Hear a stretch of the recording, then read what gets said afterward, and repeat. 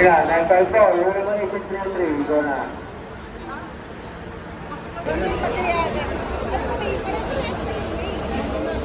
Ayoko na, alis na ako.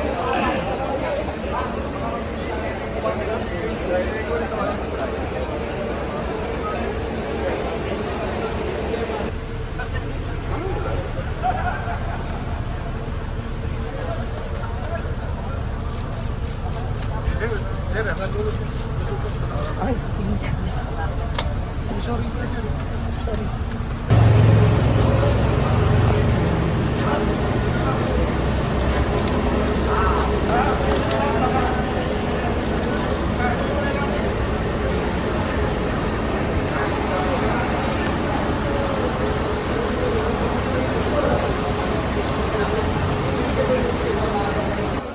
Actually po, ano to ayon po to sa utos sa amin ni Acting Secretary Banoy upang ipahayag po sa publiko na seryoso po ang programang ito.